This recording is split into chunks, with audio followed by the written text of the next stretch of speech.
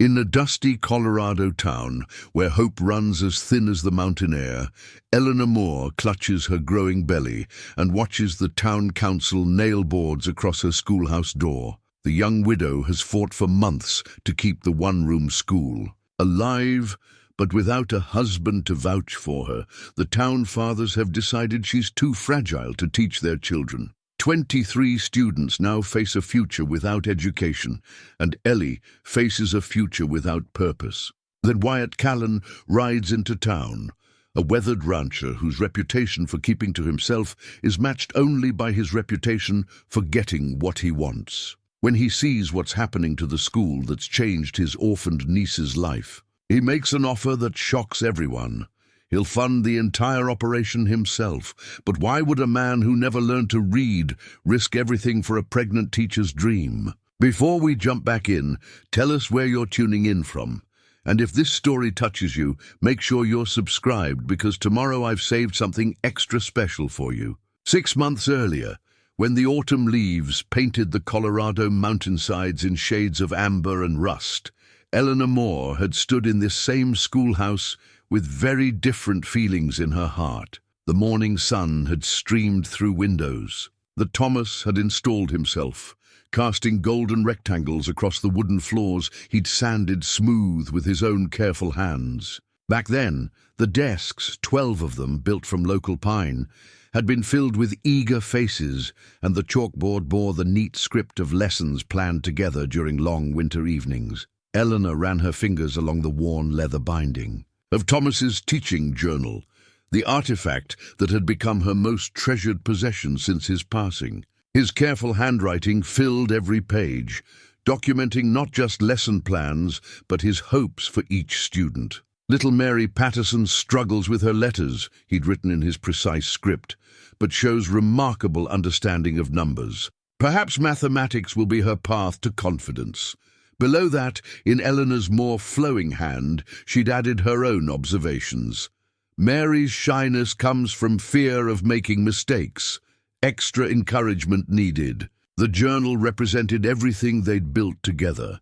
Not just a school, but a philosophy of education rooted in understanding each child's unique gifts. Thomas had believed that every student deserved individual attention, that learning should kindle curiosity rather than extinguish it through harsh discipline. It was a progressive approach that had sometimes raised eyebrows among the more traditional families, but the results spoke for themselves. Children who'd arrived barely able to write their names were soon composing simple stories.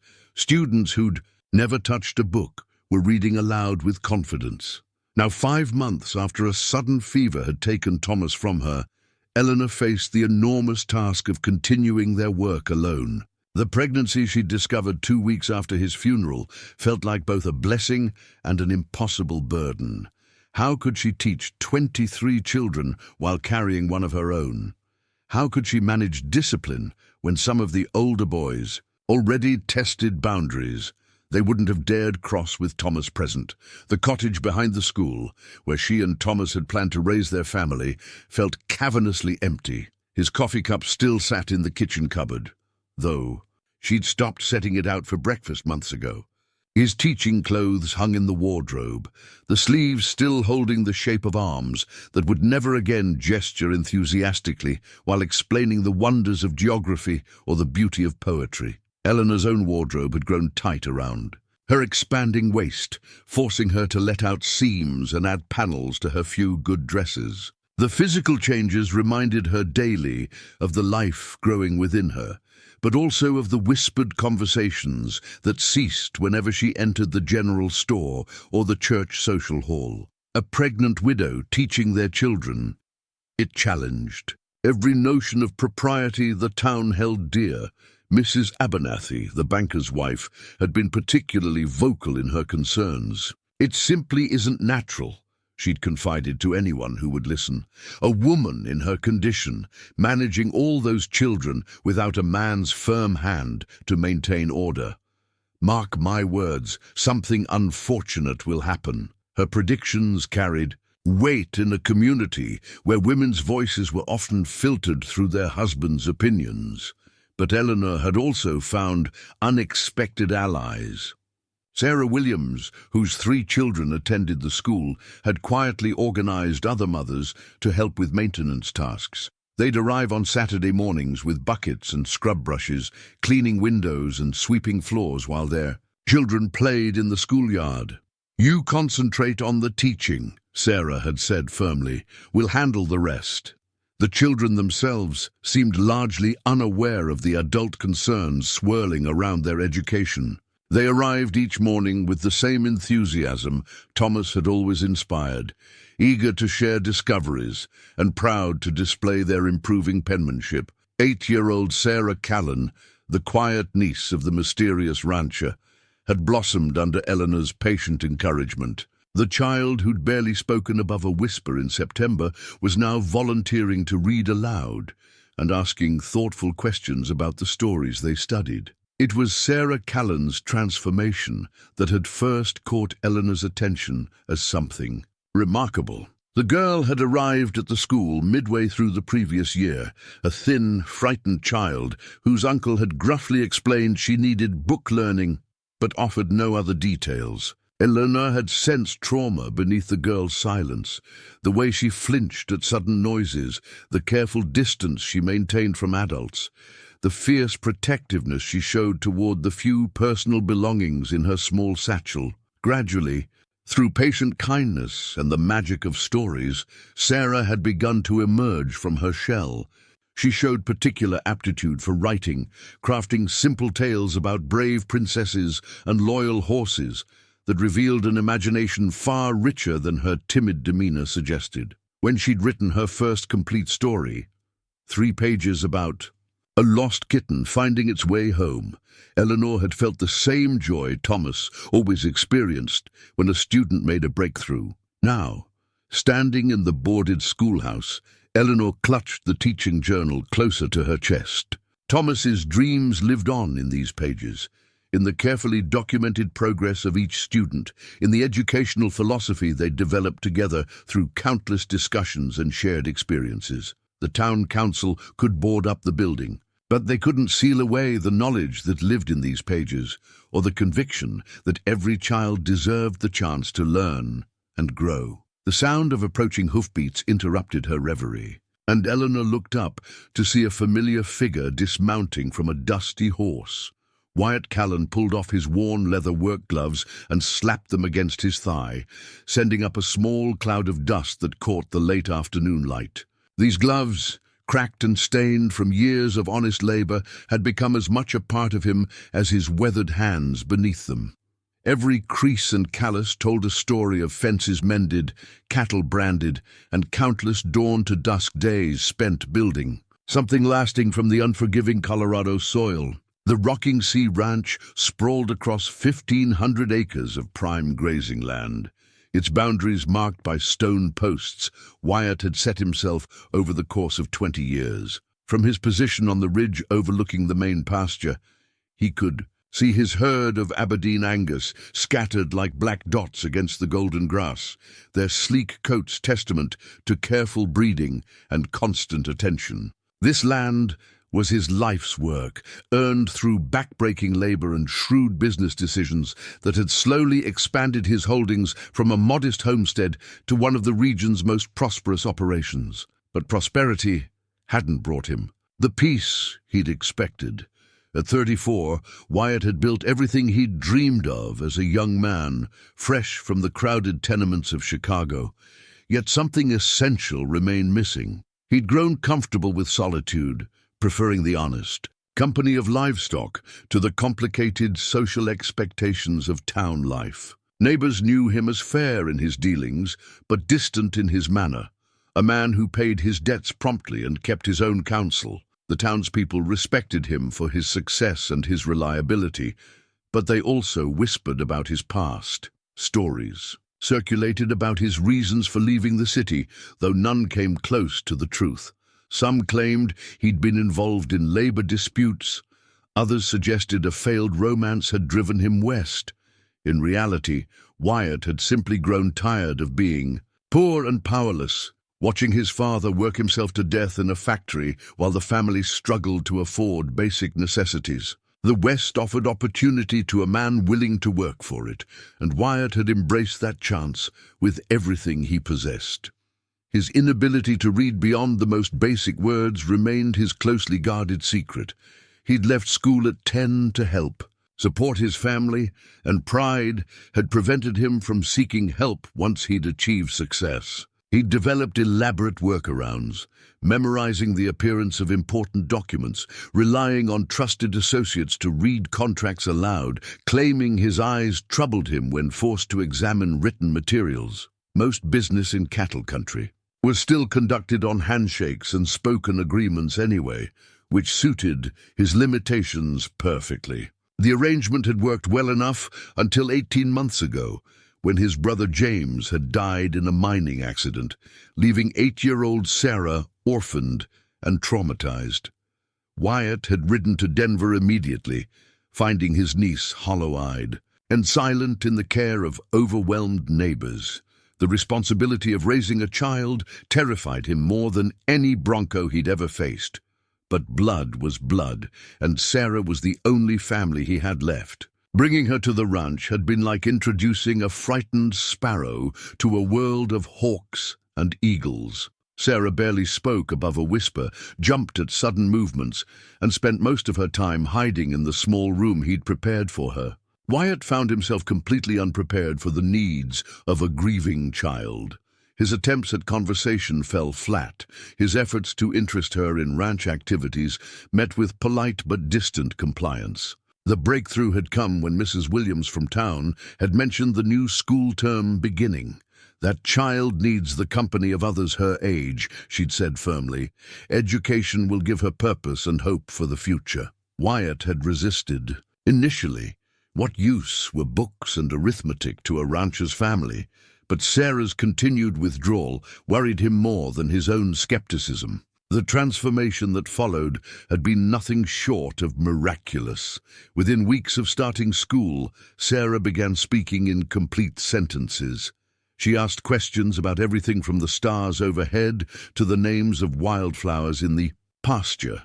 Most remarkably, she'd started reading aloud in the evenings, sharing stories that transported Wyatt to places he'd never imagined. Through her innocent enthusiasm, he began to glimpse the worlds that literacy could unlock. When Sarah had proudly shown him her first written story, a simple tale about a brave calf who saved his herd from wolves, Wyatt had felt a pride deeper than any business success. The carefully formed letters, the imaginative plot, the confidence. In her voice, as she read it aloud, all spoke to possibilities he'd never considered. This was what education could do for a child, he realized. It could take a broken, frightened girl and help her find her voice again. Now, watching the sun set over his prosperous ranch, Wyatt understood that his niece's future depended on more than land and cattle. She needed the knowledge that books could provide, the confidence that came from learning, the opportunities that education would create. And if the town's prejudices threatened to steal that future from her, well, he'd built everything he owned. By refusing to accept other people's limitations, his work gloves had helped him build this ranch through determination and sweat. Now it was time to see what else they could accomplish. Wyatt Callan pulled off his worn leather work gloves and slapped them against his thigh, sending up a small cloud of dust that caught the late afternoon light. These gloves, cracked and stained from years of honest labor, had become as much a part of him as his weathered hands beneath them. Every crease and callus told a story of fences mended, cattle branded, and countless dawn-to-dusk days spent building something lasting from the unforgiving Colorado soil. The Rocking Sea Ranch sprawled across 1,500 acres of prime grazing land. Its boundaries marked by stone posts, Wyatt had set himself over the course of 20 years. From his position on the ridge overlooking the main pasture, he could see his herd of Aberdeen Angus scattered like black dots against the golden grass, their sleek coats testament to careful breeding and constant attention. This land was his life's work, earned through backbreaking labor and shrewd business decisions that had slowly expanded his holdings from a modest homestead to one of the region's most prosperous operations. But prosperity hadn't brought him the peace he'd expected. At 34, Wyatt had built everything he'd dreamed of as a young man, fresh from the crowded tenements of Chicago, yet something essential remained missing. He'd grown comfortable with solitude, preferring the honest company of livestock to the complicated social expectations of town life. Neighbors knew him as fair in his dealings, but distant in his manner, a man who paid his debts promptly and kept his own counsel. The townspeople respected him for his success and his reliability, but they also whispered about his past. Stories circulated about his reasons for leaving the city, though none came close to the truth. Some claimed he'd been involved in labor disputes. Others suggested a failed romance had driven him west.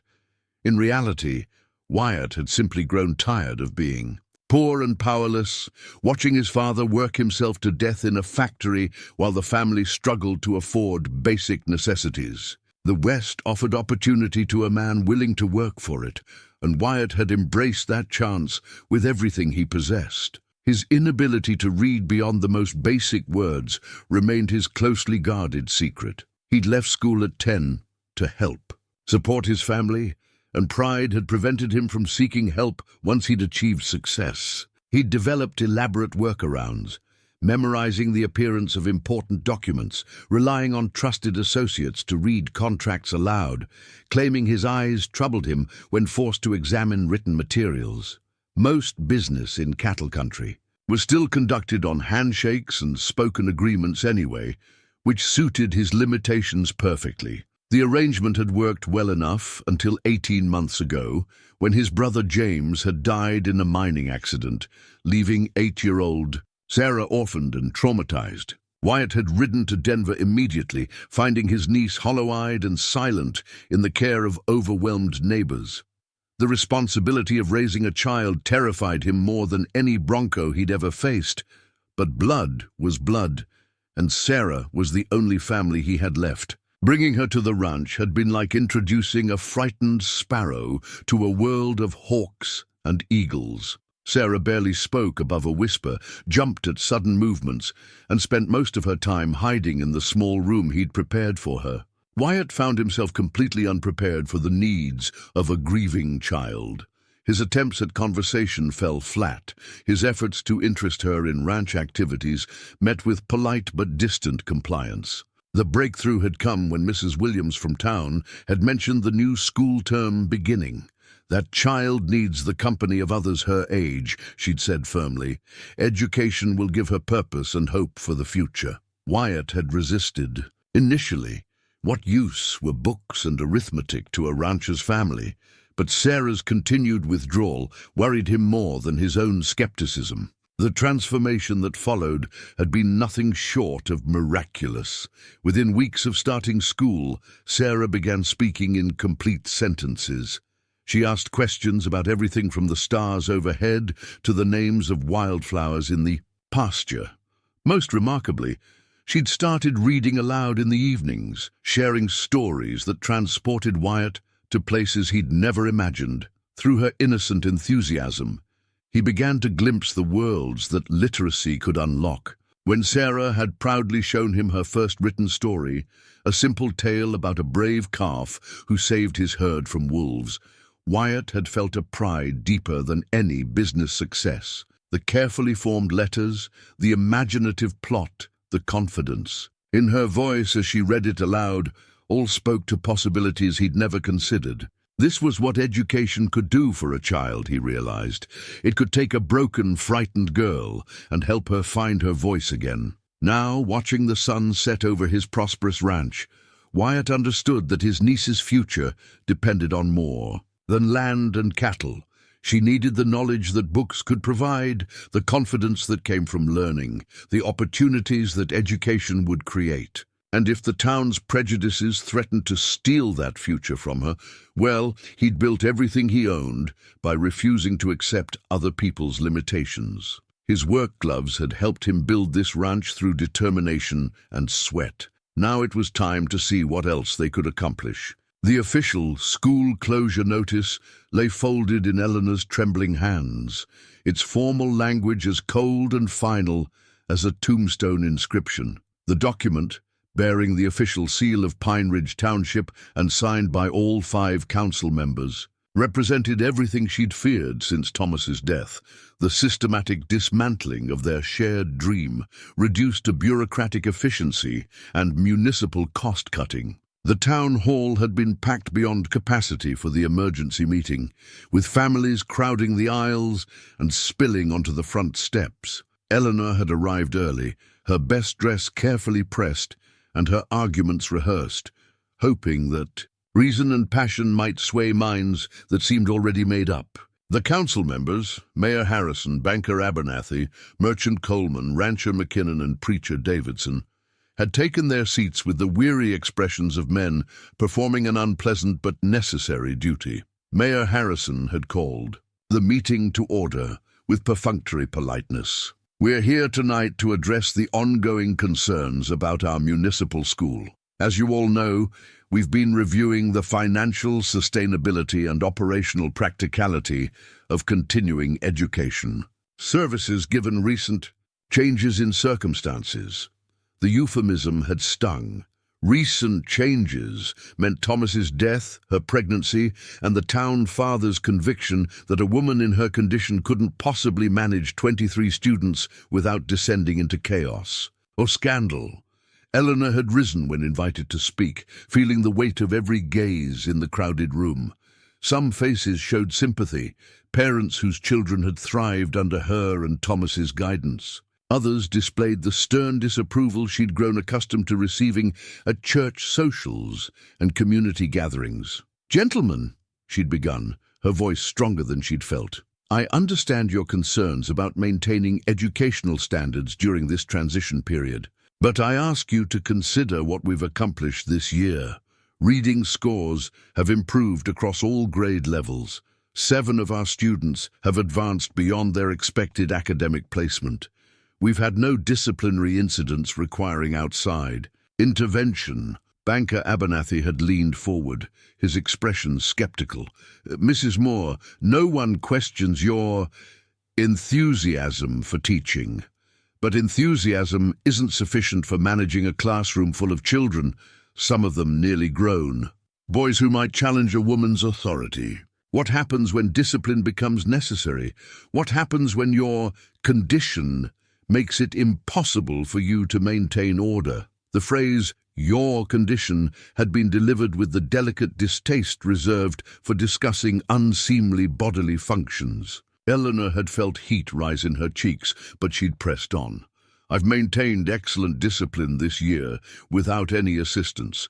The children respect boundaries because they understand the reasons behind them, not because they fear punishment. Education based on mutual respect produces better results than education based on intimidation." Preacher Davidson had cleared his throat meaningfully. "Mrs. Moore, surely you understand the impropriety of a woman in your situation continuing to teach impressionable young people. What sort of example does this set? What questions might arise in young minds about matters they shouldn't be contemplating?" The underlying accusation had been clear. Her pregnancy made her an unsuitable moral influence, a walking reminder of intimate relations that proper society preferred to ignore. Eleanor had felt the familiar anger that came from being reduced to her biology rather than judged by her competence. "Reverend Davidson, I fail to see how my widowed motherhood poses any moral threat to students who benefit from quality education. My personal circumstances don't diminish my ability to teach mathematics, literature, or geography." Mayor Harrison had shifted uncomfortably, clearly eager to conclude the uncomfortable confrontation. "Mrs. Moore, the practical concerns remain. The school building requires maintenance we can no longer justify. The teacher's salary represents a significant municipal expense. Enrollment has declined as families move to larger towns with more established educational institutions." Enrollment has declined by 3 students, Eleanor had counted. 20 students remain, and several families have expressed interest in moving to Pine Ridge specifically because of our school's reputation. Rancher McKinnon had spoken for the first time, his weathered face showing what might have been sympathy. "Ma'am, it's not personal, it's simple economics. The town can't afford to maintain a school for so few students, especially when the teacher might not be able to complete the academic year." The final vote had been swift and decisive, 5-0 in favor of immediate closure. Eleanor had listened to the verdict with numb disbelief, watching her life's work reduced to a budget line item that no longer justified its existence. As families filed out of the meeting hall, many offered awkward condolences that felt more like funeral sympathies than educational farewells. The Williamses had squeezed her hands wordlessly. Old Mrs. Patterson had whispered fierce promises to continue her granddaughter's reading lessons at home. Now standing outside in the crisp evening air, Eleanor stared at the closure notice that made everything official. Tomorrow, the school would be boarded up. Her students would face an uncertain educational future, and she would confront the terrifying prospect of raising her child in a community that had rejected both her professional competence and her personal worth. The sound of approaching hoofbeats interrupted her despair, and she looked up to see a familiar silhouette dismounting from a dusty horse. Wyatt Callan approached Eleanor with the measured stride of a man accustomed to making decisions without consulting committees or seeking approval from others. His boots scraped against the wooden steps of the town hall as he removed his hat, revealing hair that the evening breeze immediately tousled. Eleanor clutched the closure notice tighter, uncertain whether his presence meant additional complications or unexpected support. "Mrs. Moore," he said simply, his voice carrying the same quiet authority she'd noticed during their few previous encounters. "I heard what happened in there." Eleanor studied his weathered face, searching for clues about his intentions. Wyatt Callan's reputation preceded him, a successful rancher who kept to himself, paid his debts promptly, and had little patience for social niceties. His sudden appearance felt significant, though she couldn't interpret the emotions flickering behind his steady grey eyes. "Mr. Callan," she managed a dignified nod despite her exhaustion. "I'm sorry your niece will be affected by the council's decision. Sarah has made remarkable progress this year. That's what I want to talk to you about." Wyatt glanced around the emptying town square, noting the curious glances from departing families. "Might we speak privately?" Eleanor hesitated, acutely, aware of how their conversation would be interpreted by anyone observing from nearby windows. A pregnant widow, speaking alone with an unmarried rancher, would provide enough gossip to fuel weeks of speculation. But her curiosity outweighed her concern for appearances. "We could speak in the schoolhouse," she suggested. "I still have the key." They walked the short distance in silence, Eleanor fumbling with the lock, while Wyatt waited patiently behind her. The familiar scent of chalk dust and children's books enveloped them as they entered the darkened classroom. Eleanor lit the oil lamp on her desk, casting dancing shadows across the empty student desks that tomorrow would no longer serve their intended purpose. Wyatt surveyed the room with careful attention, taking in details that Eleanor had stopped noticing years ago. The alphabet cards Thomas had hand-lettered and decorated with tiny illustrations, the world map dotted with colored pins, marking places they'd studied, the shelf of well-worn books that had transported countless young minds to distant adventures. "This is what Sarah talks about every evening," he said finally. "She describes every lesson, every story, every moment of discovery like she's sharing precious treasures." Eleanor felt a familiar warmth at the mention of her most transformed student. "Sarah has exceptional potential. Her writing shows imagination far beyond her years, and her questions demonstrate deep thinking. With continued education, she could accomplish anything she sets her mind to. That's what I'm afraid of losing." Wyatt turned to face her directly, his expression serious but not unkind. "Mrs. Moore, I have a proposition that might solve both our problems." Eleanor raised an eyebrow, curious despite her wariness. "I'm listening." I'll fund the school myself, complete operational costs, your salary, building maintenance, supplies, everything the town council claims they can't afford. In return, you continue teaching exactly as you have been. The offer was so unexpected that Eleanor needed a moment to process its implications. Mr. Callan, that's extraordinarily generous, but the financial burden would be substantial. Teacher salaries, heating costs, textbooks, repairs. I can afford it, he interrupted matter-of-factly. The rocking sea turns a good profit, and I don't have expensive tastes. Money sitting in the bank doesn't help Sarah or any of these other children. Eleanor studied his face, searching for hidden motivations or conditions that might make his offer less appealing than it initially appeared. Why would you do this? You barely know me, and you've never shown particular interest in community affairs. Wyatt was quiet for a long moment, his gaze fixed on Sarah's desk in the front row. When he spoke, his voice carried an unusual vulnerability. I never learned to read properly, Mrs. Moore. Left school when I was 10 to help support my family, and pride kept me from asking for help once I'd made something of myself. I've spent 20 years working around that limitation, and it's cost me opportunities I'll never get back. The admission clearly wasn't easy for him, and Eleanor felt a surge of respect for his honesty. Many men would have hidden such perceived weakness rather than reveal it to advance their argument. Sarah's different since she started school, he continued. She reads to me in the evenings, stories, newspaper articles, anything with words. Through her, I'm finally learning what I missed. She's not just getting an education, she's sharing it with me. That's worth more than money.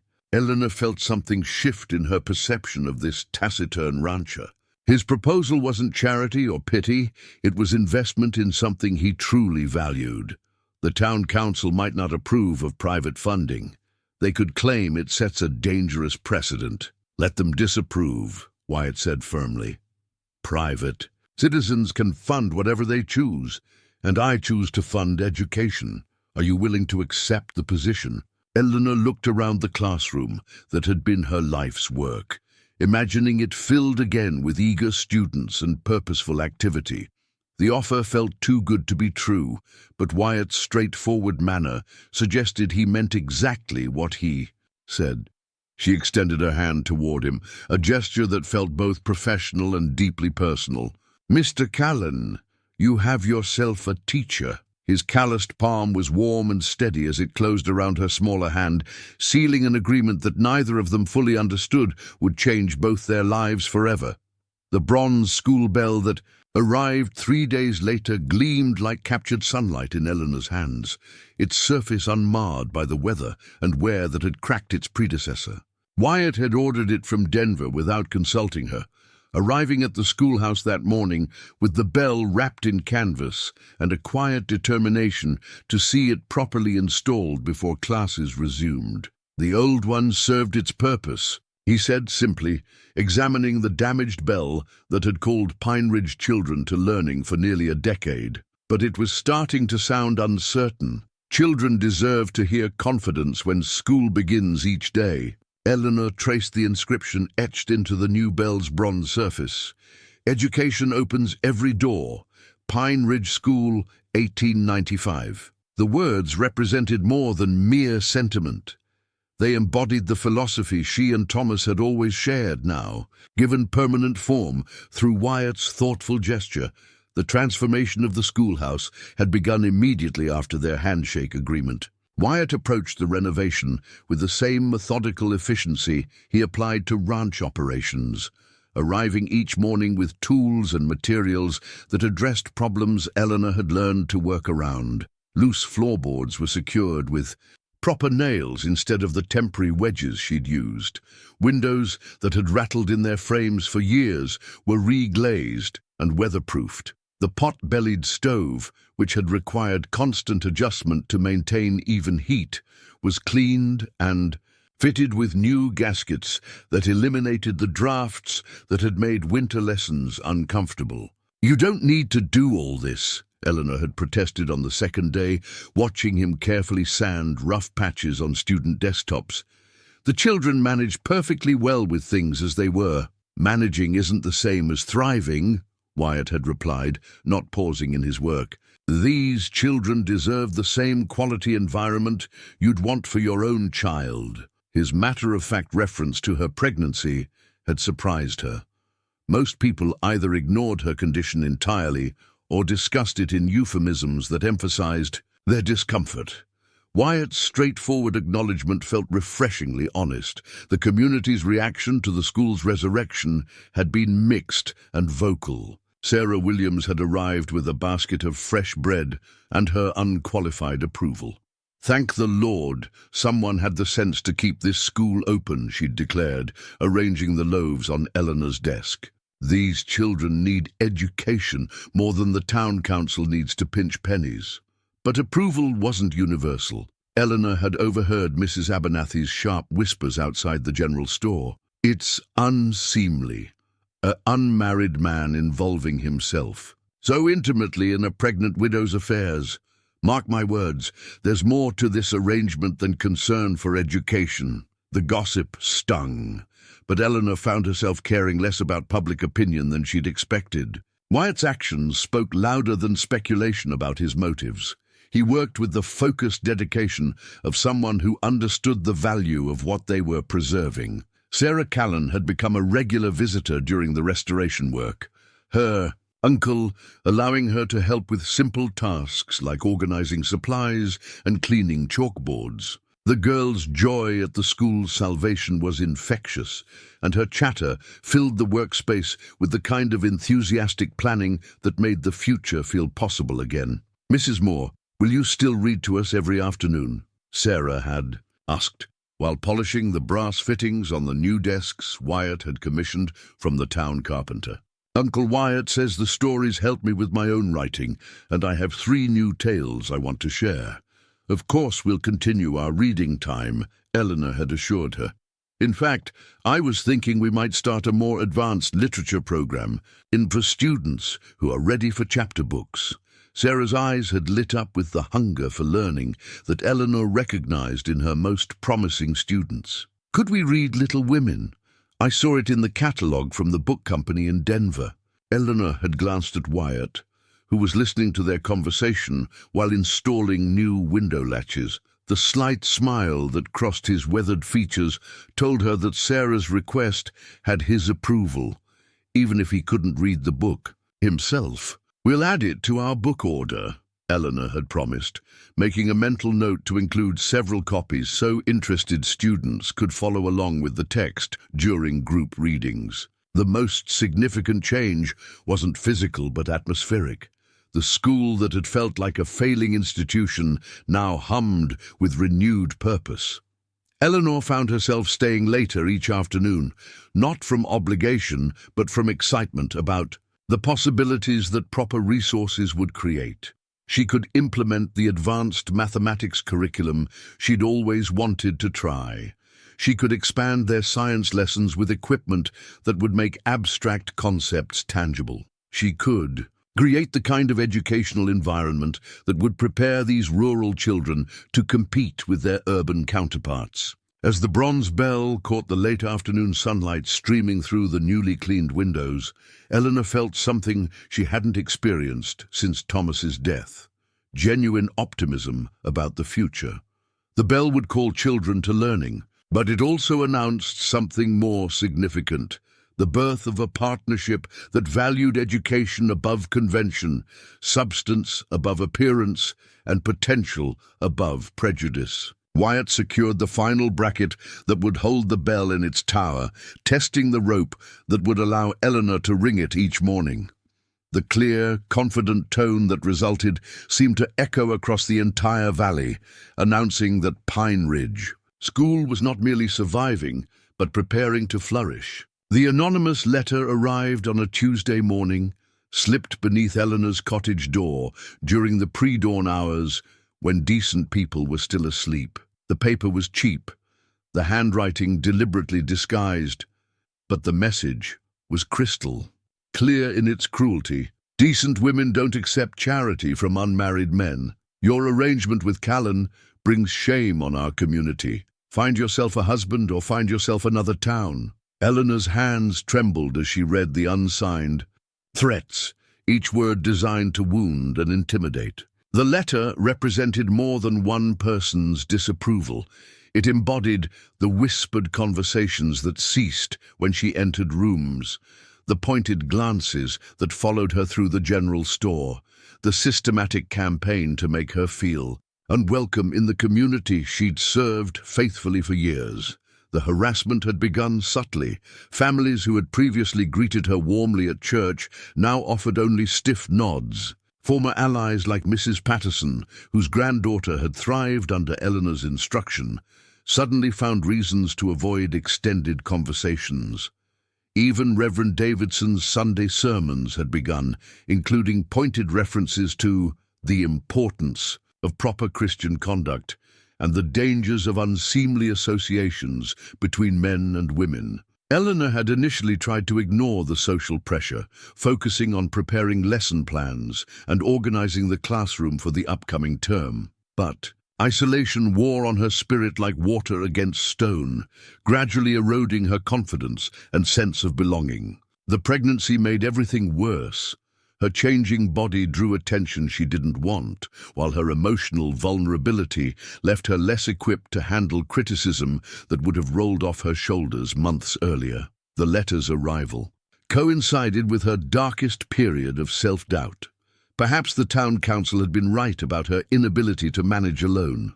Perhaps accepting Wyatt's support did create an improper appearance that undermined her moral authority as a teacher. Perhaps her determination to continue working while pregnant was selfish rather than admirable. Wyatt found her crying over the breakfast dishes that afternoon. The threatening letter crumpled on the kitchen table beside her untouched meal. His knock had been gentle but persistent, and when she'd finally opened the door, he'd taken one look at her tear-stained face and stepped inside without invitation. "What's happened?" he asked simply, his grey eyes scanning the room for signs of trouble. Eleanor gestured helplessly toward the letter, unable to speak without risking fresh tears. Wyatt read it slowly, his jaw tightening with each sentence. When he finished, he carefully smoothed the wrinkled paper and set it aside with deliberate control. "Cowards write anonymous letters," he said quietly. "Brave people sign their names to their opinions." "Maybe they're right," Eleanor whispered, sinking into her kitchen chair. "Maybe I'm being foolish to think I can continue teaching in my condition. Maybe the arrangement between us does look improper to decent people." Wyatt pulled out the chair across from her and sat down, his presence solid and reassuring in her small kitchen. "Mrs. Moore, do you believe you're a good teacher?" Yes, I think so." "Do you believe Sarah and the other children benefit from your instruction?" "Yes, but do you believe education is important enough to fight for, even when small-minded?" "People try to tear it down." Eleanor met his steady gaze, finding strength in his unwavering confidence. "Yes, I do believe that. Then we continue." Simple as that. Wyatt leaned back in his chair, his tone matter-of-fact. "People who have nothing better to do than write anonymous letters aren't worth worrying about. People who judge a woman's worth by her marital status instead of her character don't deserve to influence important decisions. But the gossip will die down once they find something new to talk about," Wyatt interrupted. "Small towns always need someone to whisper about. Better it should be us doing something worthwhile than someone else doing something actually shameful." Eleanor felt some of her burden lifting under his pragmatic approach. "You're not concerned about your reputation being linked to mine?" A rare smile tugged at the corner of Wyatt's mouth. "Ma'am, my reputation was built on minding my own business and expecting others to do the same. Anyone who knows me knows I don't make decisions based on other people's opinions." "The letter mentioned finding a husband," Eleanor said quietly, heat rising in her cheeks. "As if that would solve everything." "Would it solve everything?" Wyatt asked, his voice carefully neutral. Eleanor considered the question seriously. "No, marriage wouldn't make me a better teacher or give me more knowledge to share with students. It would just satisfy people who believe women need male supervision to function properly." "Then marriage isn't the solution we're looking for." Wyatt concluded. Education is. Everything else is just noise. As he prepared to leave, Wyatt paused at the door. Mrs. Moore, people who try to tear down good things usually do it because they're jealous of what others have built. Don't let their jealousy stop you from building something beautiful. After he left, Eleanor reread the anonymous letter with different eyes. The words still hurt, but they no longer carried the power to make her question her path. The carved wooden cradle sat hidden beneath a canvas tarp in Wyatt's workshop, its smooth pine surfaces glowing with the warm patina that came from careful hand finishing. He'd worked on it during the quiet evening hours, when Sarah was occupied with her homework and the ranch hands had retired to the bunkhouse. Each curve of the rockers had been shaped with patient attention, each joint fitted with the precision of a man who understood that some projects demanded perfection. The cradle represented something Wyatt couldn't easily express in words, a growing investment in Eleanor's future that went far beyond his original commitment to fund the school. Somewhere between their handshake agreement and these autumn evenings spent improving the schoolhouse together, his concern for Sarah's education had expanded to include genuine care for Eleanor's well-being and that of her unborn child. The shift had happened gradually, like the changing seasons in the mountain valley. What had begun as a business arrangement, his funding in exchange for Sarah's continued education, had evolved into something more personal through countless small interactions. Eleanor's quiet gratitude when he'd repaired the schoolhouse steps without being asked, her patient instruction when he'd shyly requested help understanding a contract that required more reading skill than he possessed, the way she instinctively included him in conversations about Sarah's progress, treating him as a partner in the girl's development rather than simply her guardian. Uncle Wyatt, you're cutting those boards awfully straight for fence posts, Sarah observed one evening, peering into the workshop where he'd been secretly crafting the cradle's sides. Her 8-year-old curiosity was sharp, and Wyatt had learned to expect penetrating questions about any project that seemed unusual. Good habit to develop, he'd replied carefully, positioning his body to block her view of the cradle's emerging shape. Straight cuts make strong joints no matter what you're building. Sarah had accepted this explanation with the trust she'd come to place in his practical wisdom, but her knowing smile suggested she suspected something more interesting. Then fence repairs was occupying his evening hours. The evening reading sessions had become Wyatt's favorite part of each day. After supper, Sarah would settle beside him on the front porch with whatever book Mrs. Moore had assigned for home reading. Her clear young voice would bring stories to life while Wyatt followed along, gradually connecting the mysterious symbols on the page with the words he'd heard spoken all his life. The wind in the willows whispered secrets that only Rat could understand. Sarah read from their current selection, pausing to ensure her uncle was keeping pace with the text. What do you think the secrets were about, Uncle Wyatt? These questions had initially frustrated him. How could he speculate about fictional mysteries when he could barely sound out the individual words? But Eleanor's coaching had taught him that reading comprehension involved more than mechanical skill. Well, he'd learned to respond, what do you think? Writers usually give clues about important things. Through these discussions, Wyatt discovered that his life experience provided valuable context for understanding stories, even when the actual reading remained challenging. His knowledge of animal behavior helped him appreciate the accuracy of Kenneth Graham's wildlife descriptions. His understanding of human nature allowed him to predict character motivations that sometimes surprised Sarah with their insight. Eleanor had begun joining their evening sessions, arriving at the ranch house after completing her daily lesson preparations. She would listen to Sarah's reading, offer gentle corrections when needed, and gradually draw Wyatt into more complex discussions about the books they shared. Mr. Callan, you have excellent instincts about character development, she'd observed, after he'd correctly predicted a plot twist in their current novel. Your insights show that literacy involves much more than recognizing words on a page. Her praise had warmed him more than he'd expected. After years of hiding his educational limitations, having someone acknowledge his intellectual capabilities felt like discovering a talent he'd never known he possessed. The growing intimacy of these shared evenings had created a comfortable routine that felt remarkably like family life. Sarah would curl up between them on the porch swing, her homework spread across her lap, while they discussed everything from arithmetic problems to the philosophical questions raised by their reading selections.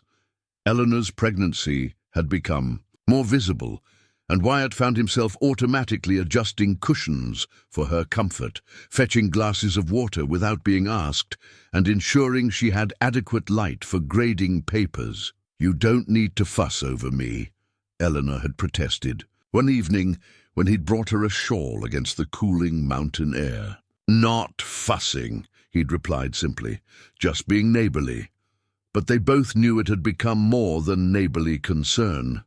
The careful attention they paid to each other's comfort, the way their conversations continued long after Sarah had fallen asleep, the increasing frequency of their glances meeting across the shared reading material, all suggested feelings that neither was quite ready to acknowledge openly. The cradle waiting in his workshop represented Wyatt's unspoken hope that their unusual partnership might evolve into something permanent and wonderful. Each carefully smoothed edge reflected his growing conviction that Eleanor and her child deserved a future filled with security, respect, and love. Things he found himself wanting to provide more each day. As he applied the final coat of finish to the cradle's wooden surfaces, Wyatt allowed himself to imagine a future where anonymous letters and community gossip couldn't threaten the family.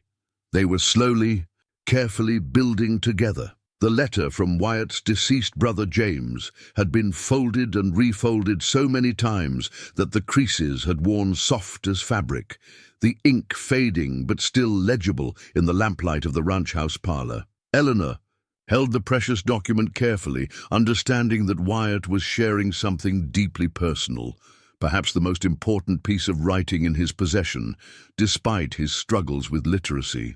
"James wrote this 2 days before the mine accident," Wyatt said quietly, his voice carrying the weight of grief that 3 years hadn't fully healed. "Had one of the other miners read it to me when I came to collect Sarah. Been carrying it ever since."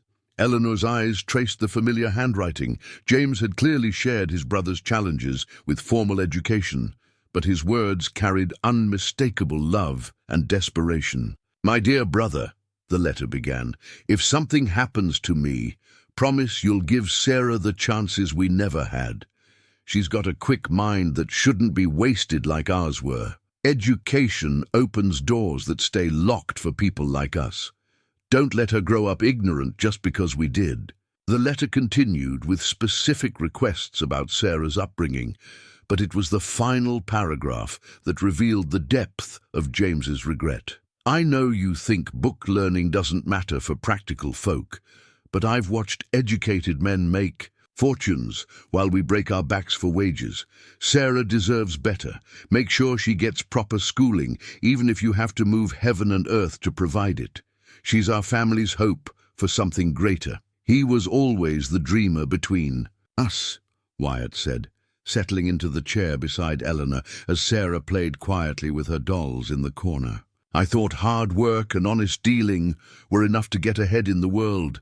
James understood that knowledge was power in ways I didn't appreciate until it was too late." Eleanor carefully refolded the letter, recognizing the sacred trust it represented. "He loved her very much, and he trusted you to fulfill his dreams for her future. That's why I couldn't let the school close," Wyatt admitted.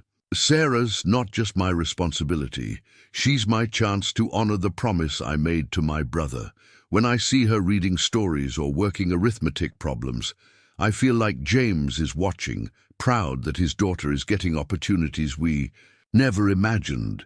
The conversation had begun when Eleanor had commented on Wyatt's remarkable dedication to Sarah's education. wondering aloud what had inspired such commitment from a man who'd initially seemed indifferent to academic pursuits. His willingness to share James's letter revealed a vulnerability she hadn't expected from the self-contained rancher. "What about your own dreams?" Eleanor asked gently. "What did you want when you were young, before circumstances forced you to focus on survival?" Wyatt was quiet for a long moment, his gaze fixed on Sarah's innocent play. "I wanted to understand things. Maps, newspapers, books, all the written knowledge that seemed like secret codes I couldn't crack. I'd watch educated men in Chicago, making decisions that affected hundreds of workers, knowing they had access to information that was invisible to people like me." "It's not too late," Eleanor said softly. "Learning doesn't have age limits. You've already made remarkable progress during our evening sessions." "Maybe," Wyatt said, though his tone suggested he wasn't entirely convinced. "Sometimes I wonder if my brain is too set in its ways to absorb new knowledge properly." Eleanor turned to face him fully, her expression earnest. "Mr. Callan, you have one of the sharpest minds I've encountered. Your insights during our reading discussions often surpass those of formally educated people. Intelligence isn't about how young you were when you learned to read. It's about how you think and reason and solve problems." The sincerity in her. A voice seemed to touch something deep in Wyatt's guarded heart. "You really believe that?" "I know it," Eleanor replied firmly. "I've watched you analyze complex business situations, manage dozens of employees, and make strategic decisions that have built a successful enterprise. Those skills require exactly the same intellectual capabilities that formal education develops." Sarah looked up from her dolls, apparently listening to more of their conversation than they'd realized. "Uncle Wyatt is the smartest person I know," she declared with 8-year-old certainty. "He knows about everything, animals and weather and fixing broken things. Mrs. Moore just taught him to read about things he already understood." The simple wisdom of a child's observation brought unexpected tears to Eleanor's eyes. Out of the mouths of babes came truths that adults often complicated with unnecessary self-doubt and social prejudice. "That's exactly right, Sarah." Eleanor agreed, her voice thick with emotion. "Your uncle has always been intelligent. He just needed someone to help him access the written knowledge that matches his natural wisdom." Wyatt cleared his throat, clearly moved by both Sarah's defense and Eleanor's faith in his capabilities. "Well, I reckon we all have things to learn and things to teach each other." As he carefully returned James's letter to his shirt pocket, Eleanor understood that they'd crossed another threshold in their relationship, from professional partnership to personal trust, from mutual respect to something approaching love. The petition for Eleanor's removal bore 23 signatures, each name written in careful script that transformed neighbors and former friends into formal opponents. Mrs. Abernathy had presented the document to Mayor Harrison with the ceremonious gravity of someone delivering a legal verdict, her satisfaction evident as she unfolded the paper on his mahogany desk. "As you can see, Mayor Harrison, a significant portion of our community has serious concerns about the current educational arrangement," she announced, her voice carrying the authority of someone who viewed herself as the town's moral guardian. "We believe immediate action is necessary to protect our children from inappropriate influence." Eleanor had learned about the petition through Sarah Williams, who'd arrived at the schoolhouse that morning with barely contained outrage and a detailed account of the previous evening's gathering at the Abernathy residence. "They called it a concerned parents' meeting," Sarah reported indignantly, "but it was nothing more than a coordinated attack on your character and reputation." The petition's language was carefully crafted to avoid direct accusations while implying serious impropriety. "We, the undersigned citizens of Pine Ridge, respectfully request the immediate appointment of a qualified male teacher to replace Mrs. Eleanor Moore, whose current circumstances and associations have created concerns about the moral environment of our children's education." The document continued with vague references to unseemly arrangements and questions of proper Christian conduct that allowed signatories to express disapproval without making specific charges they couldn't substantiate. What hurt most wasn't the petition itself, but the names attached to it. Mrs. Patterson, whose granddaughter had struggled with reading until Eleanor's patient intervention transformed her into a confident student.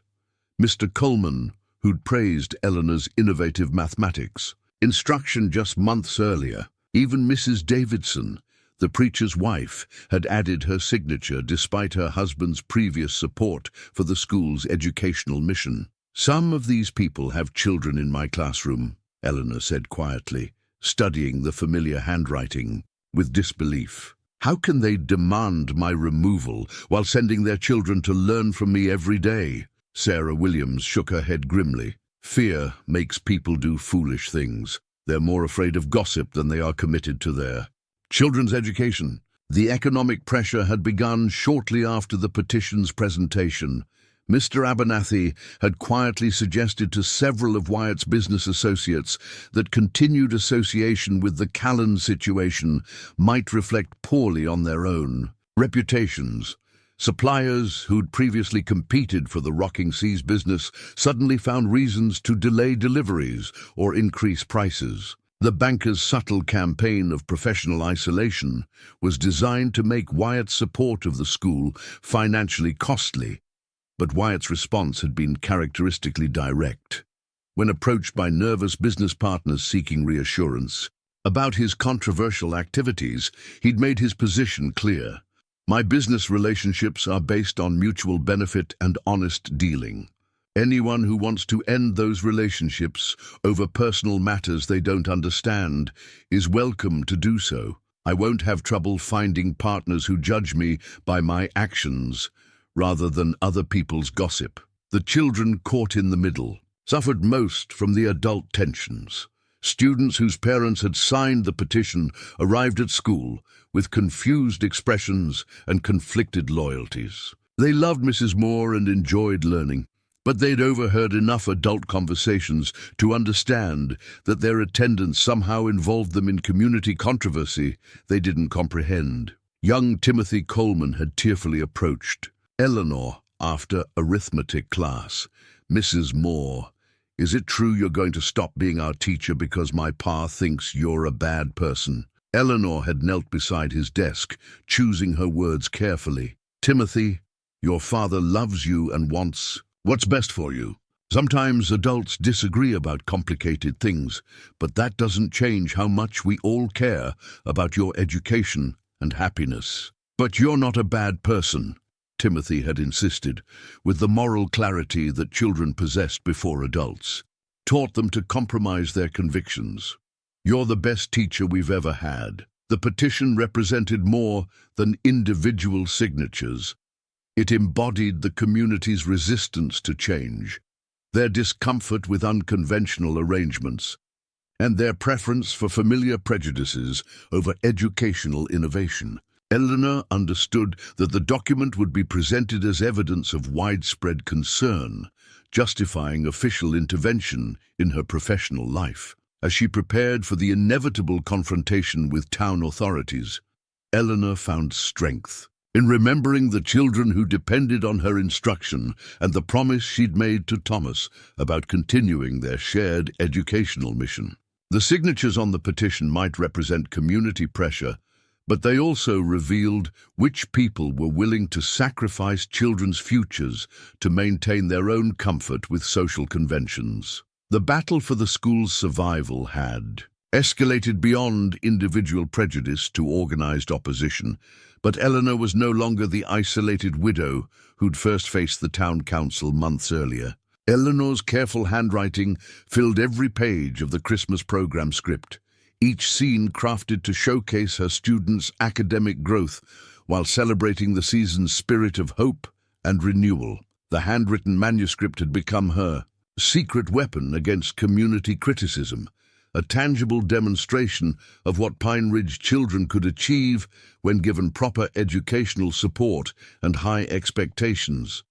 A Prairie Christmas Stories of community and faith would feature every student in speaking roles that highlighted their individual strengths. Sarah Callan would narrate the opening scene, her clear voice and confident delivery proving how far she'd traveled from the frightened child who'd arrived at school, barely able to whisper her own name. Timothy Coleman would demonstrate his mathematical skills by calculating the gifts in the 12 Days of Christmas, turning a familiar song into an arithmetic lesson that made learning entertaining. The weeks of preparation had transformed the one-room schoolhouse into a theater of possibility. Students arrived early each morning to practice their lines, their excitement infectious as they helped each other with costumes and stage movements. Even the children whose parents had signed the petition threw themselves into rehearsals with unbridled enthusiasm, temporarily forgetting the adult tensions that complicated their school attendance. "Mrs. Moore, should I speak louder during my poetry recitation?" asked Mary Patterson, whose grandmother had been among the petition signatories. The 12-year-old's question carried no awareness of the adult politics surrounding her education. She simply wanted to perform well for the teacher who'd helped her discover a love of literature. "Project your voice to the back row, Mary, but remember that feeling is more important than volume," Eleanor coached gently. "Your understanding of the poem's meaning will help the audience connect with its message." The program's centerpiece would be a tableau depicting the town's founding, with students portraying the original settlers who'd chosen education as one of their first community priorities. Eleanor had researched the historical records, discovering that Pine Ridge's founders had established the school before building a proper church or town hall, recognizing that knowledge was essential for their children's futures. "When our great-grandparents first arrived in this valley," Sarah would recite in her opening narration, "they faced harsh winters, difficult farming conditions, and isolation from the civilized world. But they understood that education was the foundation upon which all other progress would be built. The school they established wasn't just a building, it was their gift to future generations." The historical parallels weren't accidental. Eleanor hoped that reminding the community of their educational heritage would encourage them to reconsider their current opposition to the school's continuation. If the original settlers had prioritized learning despite far greater hardships, surely their descendants could support a teacher whose only crime was accepting help from an unmarried benefactor. Wyatt had become an unexpected ally in the program's preparation, contributing both labor and materials with quiet efficiency. He'd built a portable stage that could be assembled in the schoolhouse, allowing for proper theatrical presentations. His carpentry skills had produced scenery panels depicting prairie landscapes and frontier buildings that provided professional quality backdrops for the children's performances. "Uncle Wyatt, you made this look just like a real theater," Sarah had marveled while examining the painted scenery. "How did you know how to create something so beautiful?" "Sometimes you have to imagine what something could be before you can build it," Wyatt had replied, unconsciously describing the philosophy that guided his relationship with Eleanor and the school. The evening of the program arrived with December snow falling gently outside the warm, lamp-lit schoolhouse. Parents and community members filled every available seat, their presence creating the largest gathering the school had hosted since its original dedication ceremony. Even some petition signatories attended, perhaps drawn by curiosity or parental pride stronger than their political objections. Eleanor watched from the side as her students took the makeshift stage, their nervous energy transforming into confident performance as they began sharing the fruits of their education. Sarah's narration was flawless, her voice carrying to every corner of the crowded room. Timothy's mathematical demonstration drew appreciative chuckles from parents who hadn't realized their children were learning such advanced concepts. Mary Patterson's poetry recitation brought tears to several eyes, including those of her conflicted grandmother. The historical tableau proved particularly powerful, with students dressed as their own ancestors, recreating the decision to establish Pine Ridge's first school. As the young actors spoke about the importance of education for frontier survival, Eleanor noticed thoughtful expressions on several faces that had previously shown only disapproval. The program's climax featured all 20 students singing Silent Night in three-part harmony, their young voices blending with surprising sophistication. The musical arrangement was Eleanor's own creation, adapted to showcase each child's vocal range while creating a unified expression of seasonal joy. As the final notes faded and applause filled the schoolhouse, Eleanor felt a moment of pure triumph. Her students had demonstrated capabilities that exceeded anything the town council had imagined possible. The education they'd received wasn't just adequate, it was exceptional, preparing them for futures limited only by their own ambitions, rather than their rural circumstances. Even Mrs. Abernathy was seen wiping tears from her eyes as she applauded her neighbor's child reciting a complex poem with genuine understanding and emotional depth. For one magical evening, the schoolhouse had become what Eleanor and Thomas had always envisioned. A place where young minds flourished and community pride in educational achievement overrode petty prejudices. The handwritten script in Eleanor's hands represented more than a Christmas program. It was proof that good teaching could transform lives and communities when given the chance to succeed. The legal documents from the Denver law firm arrived on a January morning when the mountain air was so cold it seemed to crack with each breath. Eleanor stared at the official papers with disbelief, reading Thomas's last will and testament for what felt like the 100th time.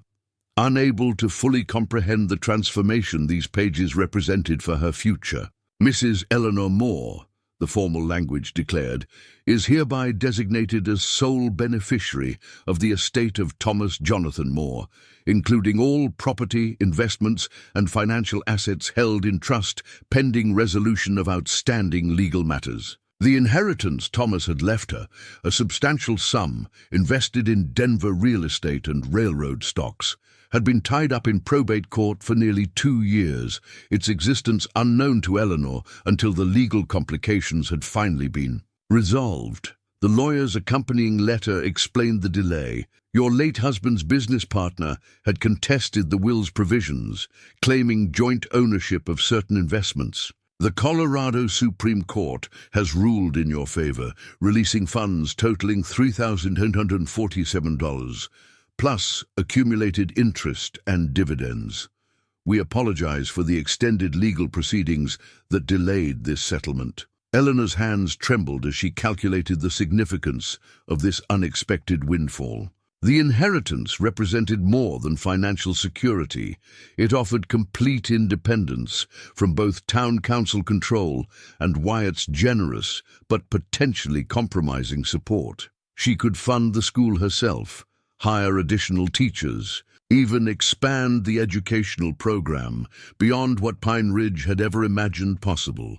But the revelation also complicated her relationship with Wyatt in ways she hadn't anticipated. Their partnership had been built on her need for his resources and his desire to ensure Sarah's education. What would happen to their growing personal connection when the practical foundation that had brought them together was no longer necessary? Sarah Williams was the first person Eleanor told about the inheritance, needing a trusted friend's perspective on this dramatic change in circumstances. They sat in Eleanor's cottage kitchen, the legal documents spread across the scrubbed wooden table like maps to an uncertain future.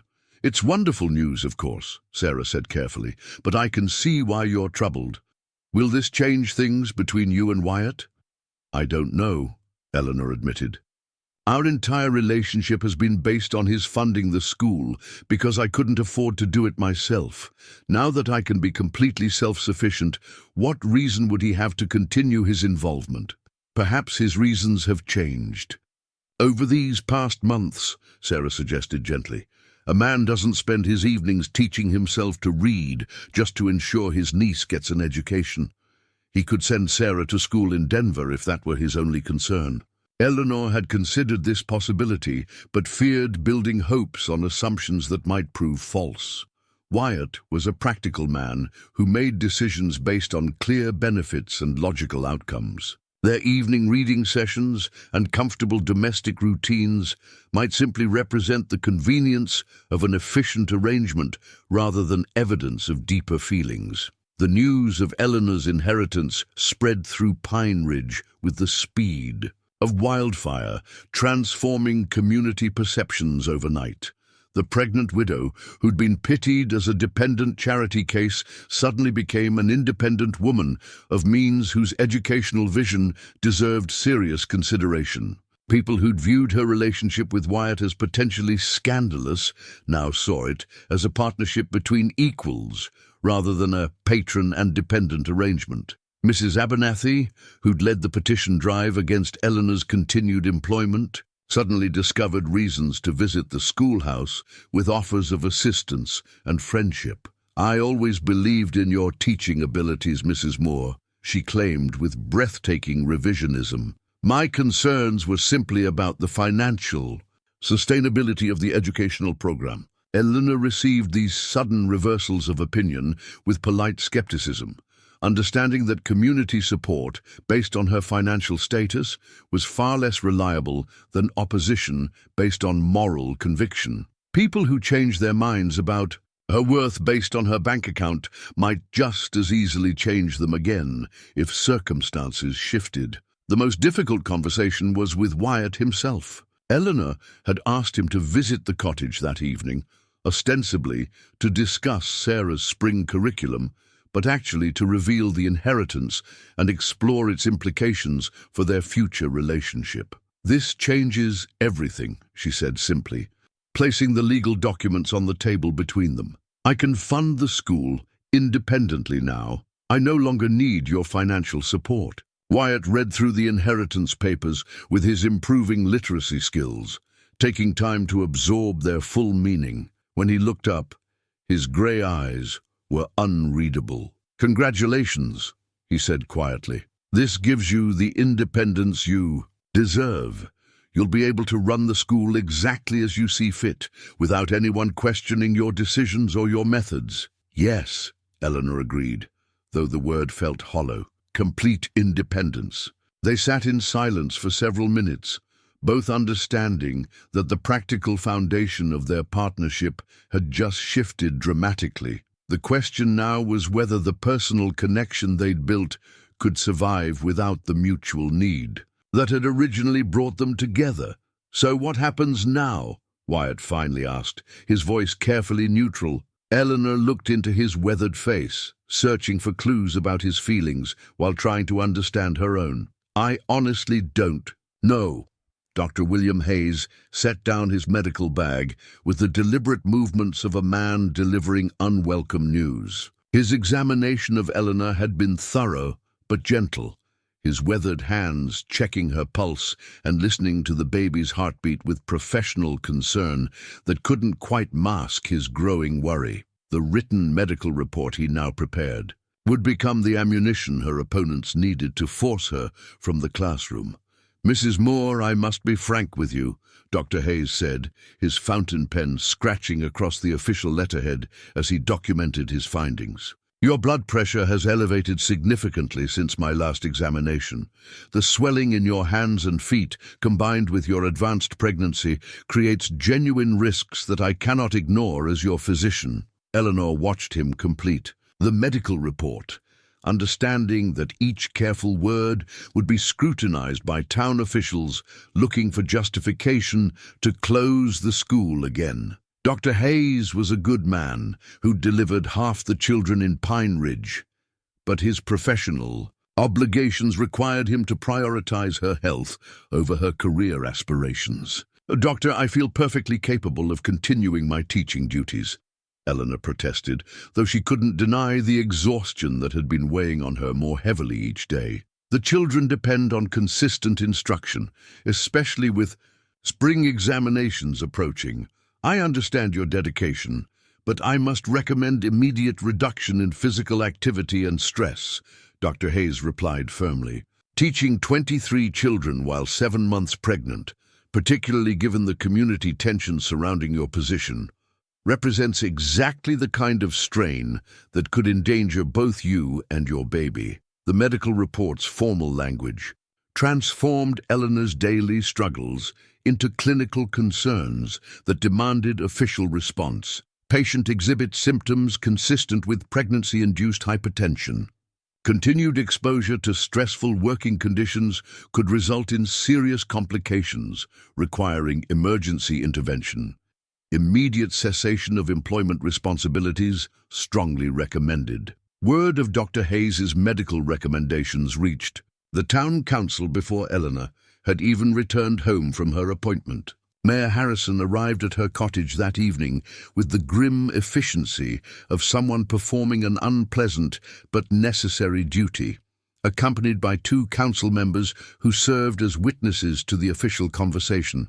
Mrs. Moore, Dr. Hayes, has shared his medical concerns with the council, Mayor Harrison began, his tone attempting diplomacy while delivering an ultimatum. We simply cannot accept responsibility for educational services that might endanger your health or that of your unborn child. The doctor recommended reduced activity, not complete cessation of work, Eleanor countered, though she recognized the futility of arguing against predetermined conclusions. I could modify my teaching schedule or reduce classroom hours while maintaining educational continuity. Councilmember Davidson shook his head firmly. Ma'am, we've received too many complaints from concerned parents to justify continuing this arrangement. Combined with medical evidence that your condition poses risks, we have no choice but to suspend school operations until alternative arrangements can be made.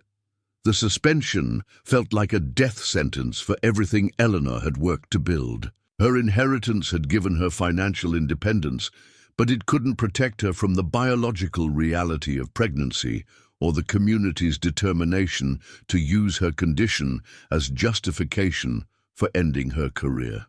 Wyatt found her sitting at her kitchen table that night, staring at Dr. Hayes's medical report with the hollow expression of someone whose world had just collapsed. The strong, determined woman who'd fought the town council and rebuilt the school had been replaced by someone who looked fragile and defeated. The children don't understand why they can't come to school tomorrow, Eleanor said quietly, not looking up from the damning medical document. Sarah came by this afternoon asking if she'd done something wrong. How do you explain to an 8-year-old that adults can destroy something beautiful because they're afraid of change? Wyatt sat across from her, his presence solid and comforting, in the cottage that suddenly felt too small for the weight of their shared disappointment. This isn't over, Eleanor. Medical concerns are temporary. Once the baby comes and you've recovered, you can reopen the school. Can I? Eleanor's voice carried a bitterness Wyatt had never heard before. The town council has what they wanted: medical justification for closing the school. Even after I recover, they'll find other reasons. I'm a single mother now, which carries its own social stigma. They'll claim I can't manage both motherhood and teaching, or that my baby would be a distraction in the classroom. The defeated tone in her voice alarmed Wyatt more than her medical condition had.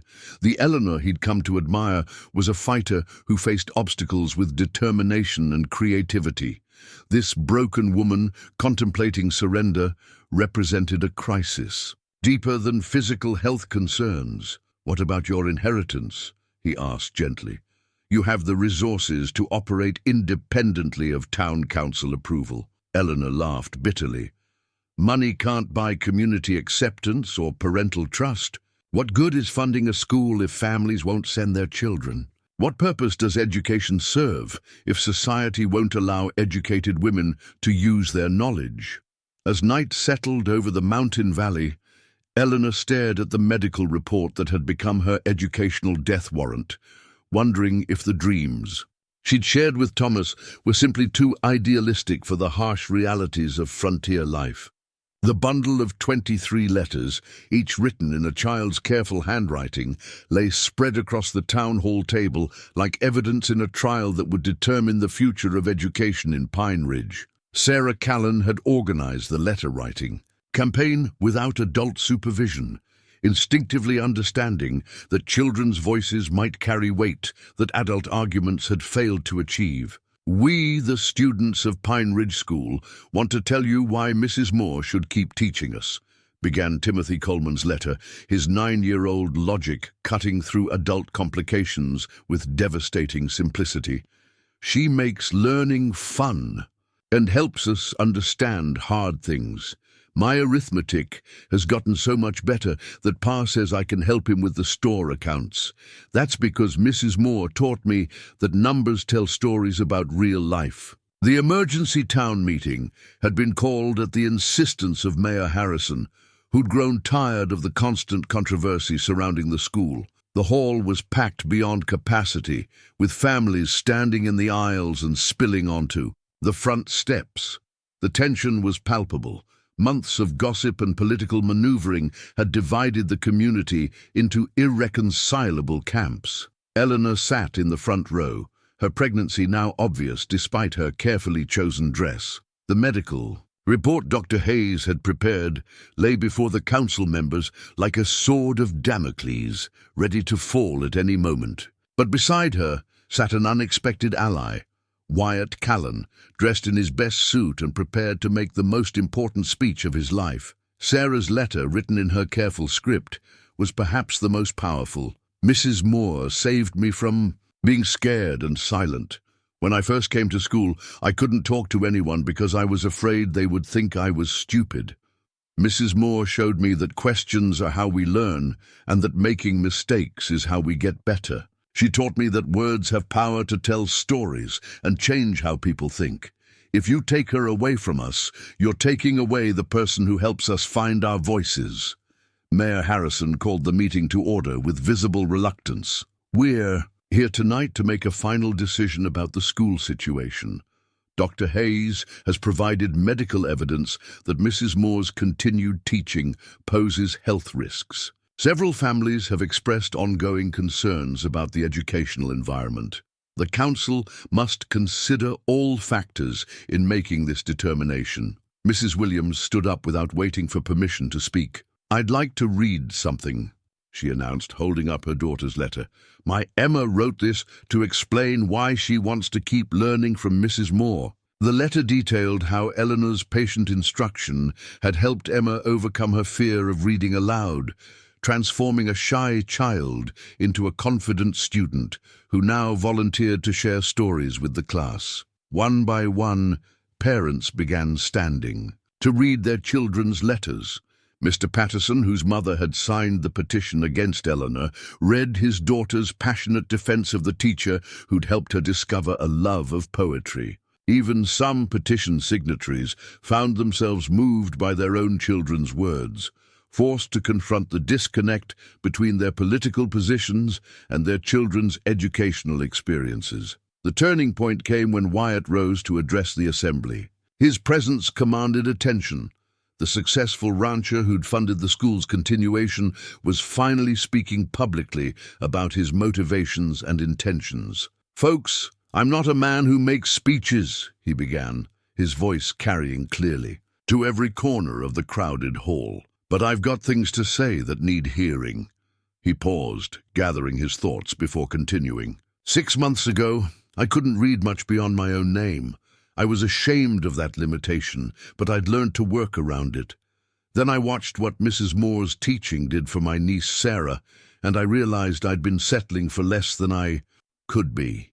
The audience listened with rapt attention as Wyatt described his evening reading sessions with Sarah, his growing literacy, and his understanding of education's transformative power. "Mrs. Moore doesn't just teach children to read and write," he continued. "She teaches them to think, to question, to imagine possibilities beyond their current circumstances. That's the kind of education that builds strong communities and successful lives." Then came the moment that surprised everyone, including Eleanor herself. Wyatt turned to face her directly, his grey eyes steady and determined. "Mrs. Moore, I've got something to ask you, and I figured doing it publicly might help folks understand that my support for you and this school isn't charity or convenience. It's love." Eleanor's heart stopped as Wyatt knelt beside her chair, producing a simple gold band from his vest pocket. "Eleanor Moore, will you marry me? Will you be my wife and help me build a life where education and family and community support each other?" The hall fell completely silent.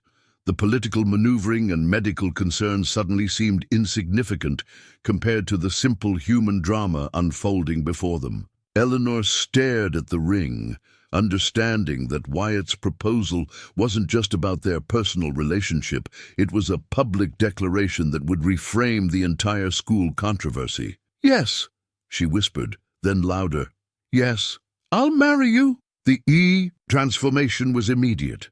Scattered applause broke out across the hall as people realized they were witnessing not just a proposal, but a solution to the community's educational dilemma. A married couple running the school together would satisfy the propriety concerns that had fueled much of the opposition. Mayor Harrison banged his gavel for order. "Well, this certainly changes things. Perhaps we should table this discussion until the community has time to consider these new developments." But Sarah Williams stood up again, her voice carrying new authority. "I move that we vote right now on whether Pine Ridge School should continue operating with Mrs. Moore, soon to be Mrs. Callan, as our teacher." The vote, when it came, was overwhelming. 18 in favor, 5 opposed. The children's letters had accomplished what months of adult arguments had failed to achieve, and Wyatt's proposal had provided the social framework that made Eleanor's continued teaching acceptable to the community's moral standards.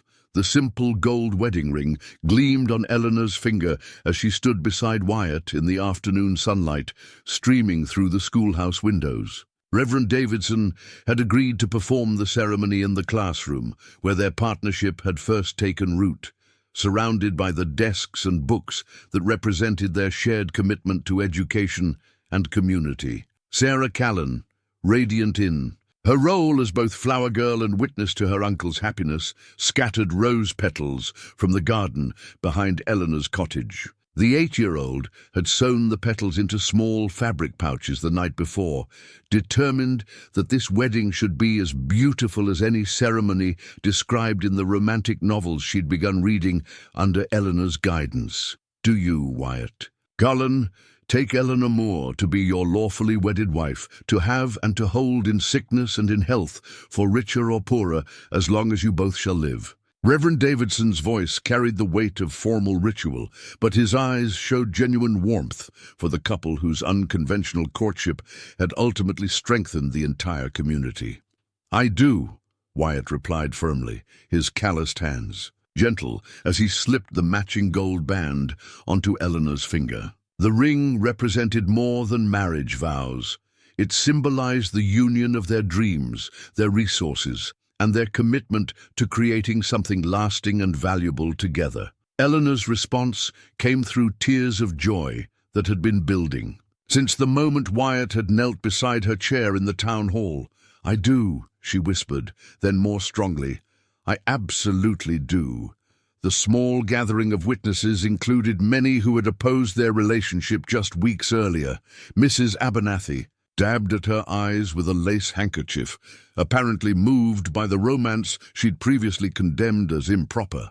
Mayor Harrison beamed with the satisfaction of someone who'd helped orchestrate a happy ending to months of community conflict. But the most important witness was time itself. Eleanor had married Thomas in the passionate enthusiasm of young love, when the future seemed limitless and obstacles appeared conquerable through sheer determination. This marriage to Wyatt was different, built on mutual respect, shared trials, and the mature understanding that love could grow stronger through adversity rather than despite it. The wedding breakfast was held in the schoolhouse, with tables arranged between the student desks and food provided by families who wanted to celebrate the resolution of the town's educational crisis. Sarah Williams had organized the meal with military precision, ensuring that even former opponents felt welcome to participate in the community reconciliation that the marriage represented. "To Mr. and Mrs. Callan," proposed Mr. Patterson, raising his coffee cup in a toast that would have been unthinkable months earlier. "May your marriage be as successful as your school, and may Pine Ridge benefit from both for many years to come." The toast was echoed throughout the room, creating a moment of genuine unity that transcended the political divisions that had nearly destroyed the school. Eleanor felt a deep satisfaction as she looked around the classroom, filled with friends and neighbors, understanding that education had ultimately triumphed over prejudice through the simple power of demonstrated value. But the day's most significant moment came when Dr. Hayes arrived with news about Eleanor's medical condition and the implications for her continued teaching. He'd been monitoring her health closely since the crisis that had nearly ended her career, and his latest examination had revealed encouraging developments. "Mrs. Callan," he announced with professional satisfaction, "your blood pressure has stabilized significantly since our last meeting. The reduction in stress appears to have had immediate positive effects on both your health and the baby's development." Eleanor understood the deeper meaning of his words: the security of marriage, the resolution of the school controversy, and the community's acceptance had eliminated the anxiety that had been endangering her pregnancy. Love and stability had proven to be better medicine than enforced rest and isolation. The afternoon brought the moment Eleanor had been anticipating with both excitement and nervousness, introducing Sarah to the idea that she would soon have a new sibling. The girl had been thriving as the center of attention in their makeshift family, and Eleanor worried about how she might react to sharing that attention with a baby. "Sarah," Eleanor said gently, drawing the child aside while Wyatt cleaned up after the wedding celebration, "you know that Uncle Wyatt and I getting married means we're all going to be a real family now." "I know," Sarah replied with 8-year-old solemnity. "Uncle Wyatt explained that you'll be like my mama now, except I can still remember my real mama too." "That's right. And there's something else. In a few months you're going to have a baby brother or sister. How do you feel about that?" Sarah's face lit up with genuine delight. "Really? A real baby? Can I help take care of it? Can I teach it to read when it gets bigger?" Eleanor felt a wave of relief at Sarah's enthusiastic response. The child's generous heart had room for love that multiplied rather than divided, understanding instinctively that families grew stronger through addition rather than weaker through competition. As evening settled over Pine Ridge, Eleanor stood in the doorway of the schoolhouse, now officially the Callan family school, watching Wyatt secure the building for the night. Tomorrow, classes would resume with a new sense of permanence and community support. Her students would return to desks arranged by a man who'd learned to read alongside his young niece, taught by a woman whose dreams had survived every obstacle. Small-minded people could devise. The ring on her finger caught the last rays of sunlight, a symbol of new beginnings built on the foundation of shared values and mutual respect. She was no longer the isolated widow fighting alone for her students' futures, but part of a partnership that could weather whatever challenges lay ahead. The carved wooden sign reading Eleanor Moore Community School swayed gently in the spring breeze, its letters painted in elegant script that reflected the permanence and pride the institution had finally achieved.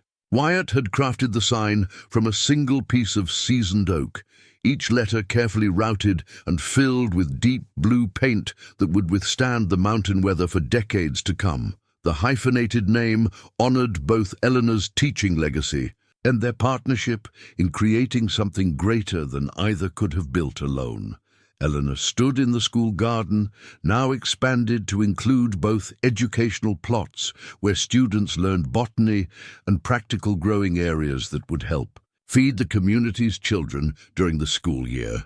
Her 6-month-old son, Thomas Wyatt Callan, slept peacefully in the wooden cradle that had been Wyatt's secret project, positioned in the shade where she could watch him while supervising the older students' agricultural lessons. The spring term had brought changes that exceeded everyone's expectations.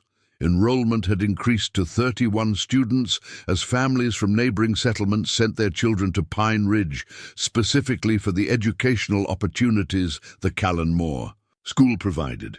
Eleanor had hired Miss Catherine Wells, a recent graduate from the Denver Normal School, as an assistant teacher to help manage the larger classes and provide specialized instruction in advanced mathematics and science. Mrs. Callan, the seed. Germination experiment is working perfectly, announced Mary Patterson, now 13, and serving as one of Eleanor's most capable student assistants. We've got 80% sprouting rates in the plots that use the compost mixture, compared to only 50% in the control plots. Eleanor smiled at Mary's enthusiasm for scientific method, remembering the shy girl who'd struggled with basic reading just 2 years earlier.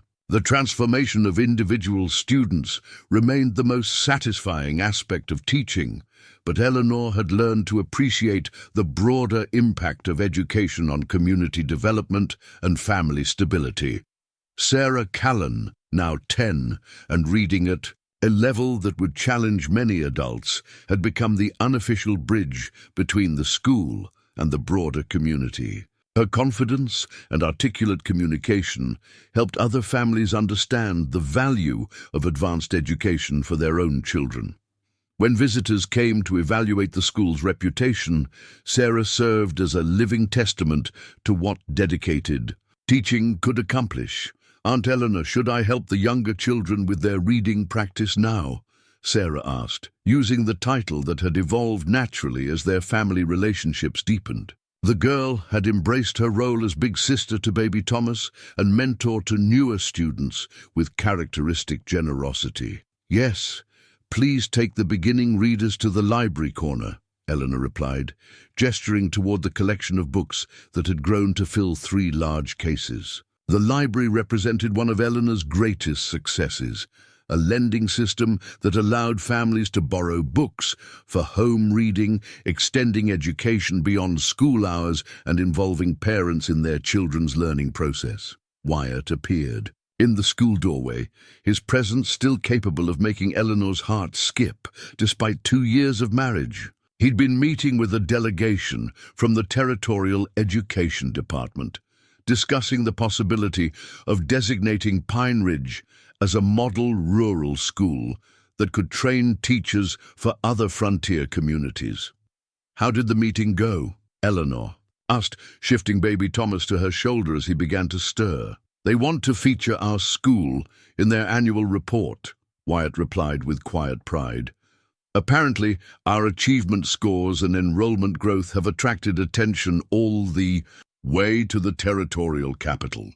They're particularly impressed by our integration of practical and academic learning." The recognition felt deeply satisfying, but Eleanor's greatest joy came from more personal observations. Families that had once been divided by the school controversy now worked together on community projects. Children who might have received minimal education were reading literature, solving complex mathematical problems, and preparing for futures that would take them far beyond Pine Ridge, if they chose. The afternoon brought Eleanor's favorite part of each school day, the time when all students gathered for group reading and discussion. Today's selection was Little Women, the book Sarah had requested 2 years earlier and which had become a beloved tradition for the older students. "Christmas won't be Christmas without any presents," grumbled Joe, lying on the rug. Eleanor read aloud, her voice carrying to every corner of the classroom where 31 students listened with rapt attention. As she continued reading, Eleanor reflected on how much had changed since that cold December morning when she'd watched the town council board up her schoolhouse. The scared, pregnant widow, who'd felt so alone and powerless, had become the cornerstone of a thriving educational community that served families throughout the region. The carved wooden sign outside proclaimed the school's permanent place in Pine Ridge's future, but Eleanor knew the real monument to their success was invisible. The knowledge, confidence, and possibilities they'd planted in young minds that would flourish for generations to come.